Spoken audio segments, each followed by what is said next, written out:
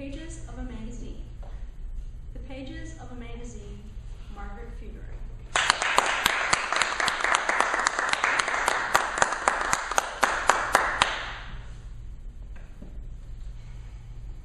Madam Toastmaster, fellow Toastmasters, and most welcome guests. Ladies and gentlemen, how many of you know what it means to really be authentic? What does it mean to be authentic, to truly live by who you know you are? Are you living your life by the judgments and expectations of everyone around you? Are you perhaps living your life by what you see in the pages of the magazines? I'm here to share with you today my story of learning what it is to be authentic. One beautiful summer morning, shortly after I turned 4 years old, I stepped outside of my house onto my back porch. And I was looking forward to this glorious day of play in the summer sun as only a 4-year-old can play. And then I noticed at my feet a box.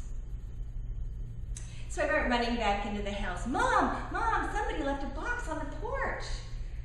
She was in the kitchen washing dishes, and she dried her hands on the towel, put it over her shoulder, and stepped outside. She picked up the box and carried it back into the living room and sat it down on the floor. She sat on the couch next to it and began pulling articles of clothing out of this box. And I sat on the floor next to this box, waiting anxiously to see what was going to be in this box of treasures. Now, this box was full of clothing that had been donated to us by another member of the community anonymously. And as my mom took clothes out and put them in various little piles, I noticed something in the bottom of that box. It was very bright and very colorful, and I picked it up. And I said, Mom, what's this? And she said to me sternly, it's a magazine, now put it back. Well, of course I did not listen to my mother. I grabbed that magazine and ran outside back to the back porch and sat down on the porch with my new treasure. I had never seen anything like this before. It was so colorful, it was shiny on the front.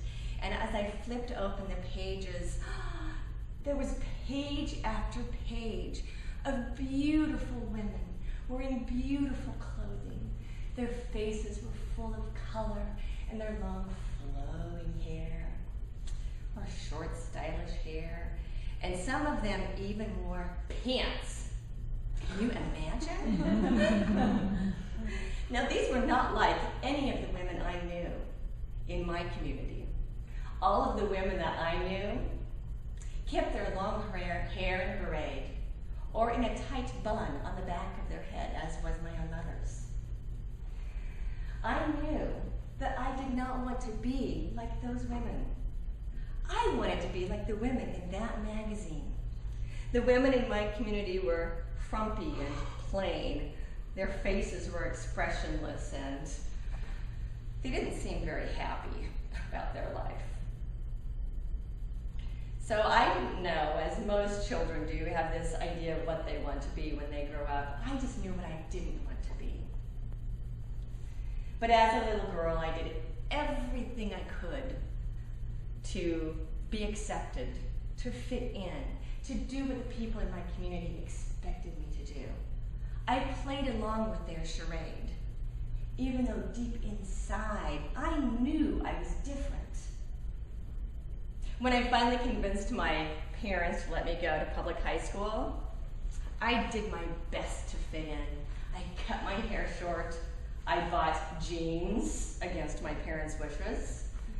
And I did everything I could, but everyone expected me to be.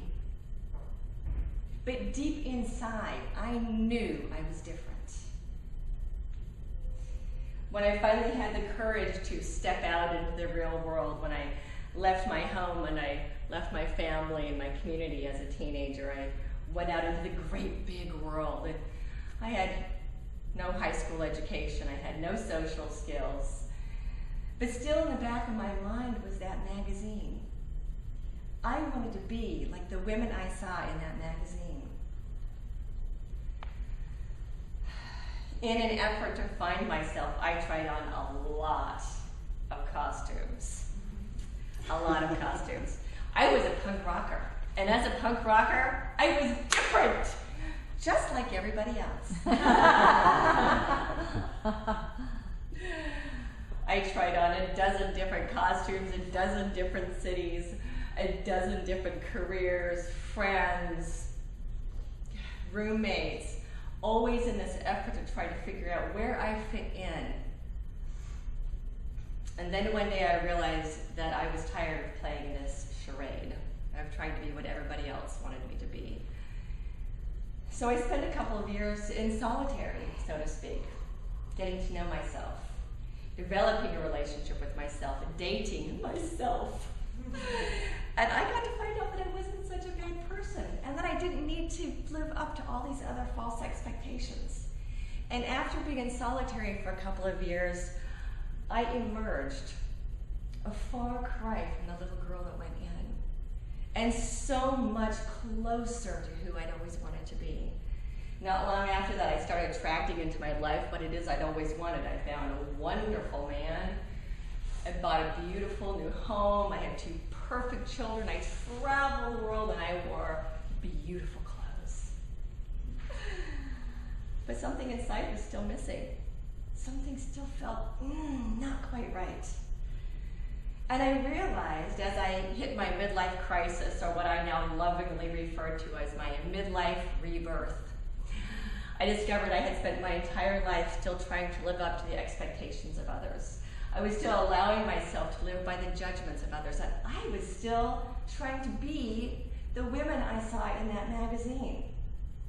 No, really. This was a magazine that was printed in like 1970. Do I really want to wear those dresses and those waif-thin models?